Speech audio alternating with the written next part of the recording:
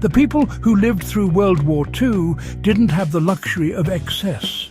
Fuel was rationed, supply lines were unpredictable, and winters didn't care about any of that. Yet somehow, families in remote areas, soldiers in temporary shelters, and civilians in forest cabins stayed warm, using far less firewood than most modern homes burn today. That wasn't luck. It was design, discipline, and a deep understanding of heat. What's fascinating is that many of these methods weren't secret technologies. They were simple, practical decisions, ones that modern builders often ignore in favor of convenience. If you care about efficiency, survival skills, or just understanding how people made the most of very little, this is where things get interesting. Because once you see how they did it, you start realizing how much energy we waste today without even noticing. Let's get into what they knew and how you can actually use it. They built smaller spaces because heat is easier to control than generate. One of the biggest differences between World War II-era cabins and modern homes is size. Cabins were deliberately compact, not because people didn't want space, but because every extra cubic meter of air had to be heated manually. A smaller room traps heat faster and holds it longer. That meant a single fire could keep the entire structure warm, even in freezing conditions. Today, open floor plans and high ceilings look great, but they bleed heat constantly.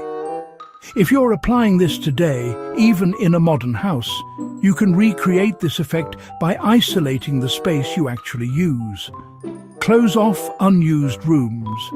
Lower your ceiling height visually with insulation or paneling. In a cabin or off-grid build, prioritize a tight, efficient layout over unnecessary space. They mastered log fitting to eliminate heat loss at the source. World War II log cabins weren't just stacks of wood. The logs were carefully shaped and fitted so tightly that cold air had almost no way in. Builders used techniques like saddle notching and scribing to ensure each log locked into the next with minimal gaps. Air leaks are one of the biggest causes of heat loss. Even a small draft can undo hours of heating. Back then, they sealed gaps with moss, clay, or fibre, materials that were readily available and surprisingly effective. If you want to apply this today, focus less on thick walls and more on airtight construction. Even in a standard home, sealing cracks around windows, doors and joints can dramatically reduce heating needs. In a log build, precision matters more than bulk. They placed stoves strategically instead of just centrally. You might think placing a stove in the middle of a cabin is the best way to distribute heat. But WWII builders knew better. They positioned stoves where heat could circulate naturally, often near interior walls or slightly off-center to guide airflow through the space. Heat doesn't just sit in one place, it moves. And if you don't guide it, it escapes.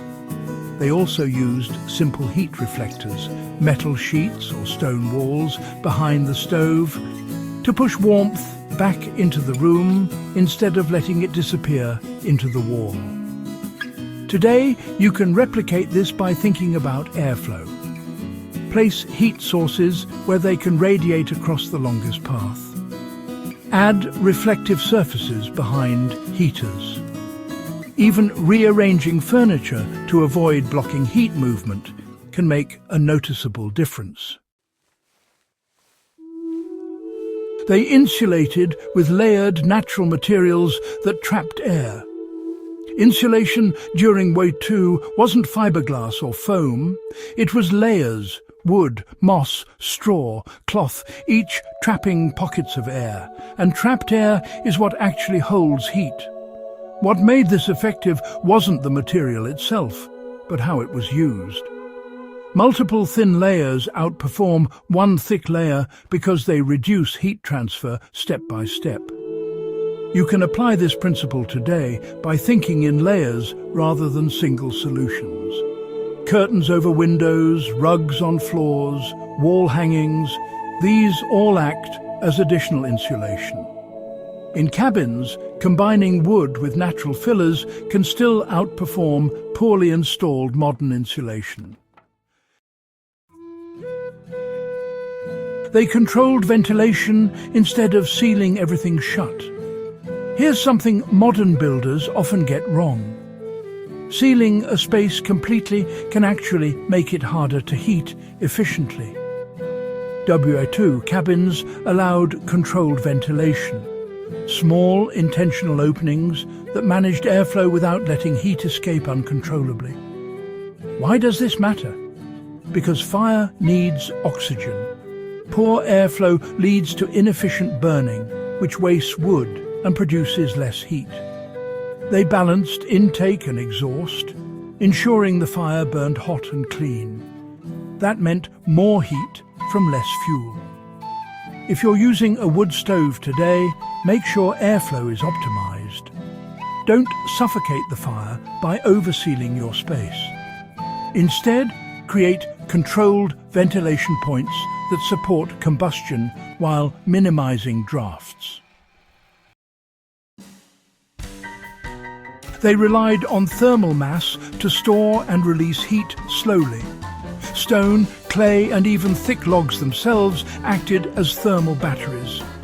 During the day, or while the fire was burning, these materials absorbed heat. Once the fire died down, they released it slowly back into the room. This reduced the need for constant refueling. Instead of chasing heat, they stored it. You can use this idea today by incorporating materials that hold heat. A stone wall behind a stove, a brick hearth, or even heavy furniture placed strategically can help stabilize temperature over time. They understood fuel efficiency better than most people today. Firewood wasn't just thrown into the stove randomly. It was selected, seasoned, and used deliberately. Dry hardwood burns hotter and longer than softwood. Smaller pieces were used to start fires quickly, while larger logs maintained steady heat. They also avoided overloading the fire. A controlled, efficient burn produces more usable heat than a smoky, overloaded one. If you're heating with wood today, this is one of the easiest upgrades you can make. Use properly dried wood. Start fires with smaller pieces, then build up.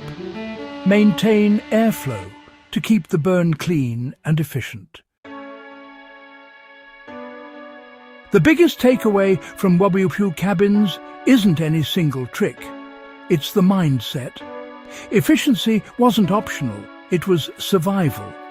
Every design choice had a purpose, every material was used intelligently, and every bit of heat was treated as valuable. Today, we often compensate for poor design with more energy. Bigger heaters, more fuel, higher bills. But the old methods prove that with the right approach, you can achieve more with less. If you found this useful and want more deep dives into forgotten techniques that still work today, make sure to subscribe and share this with someone who appreciates real, practical history.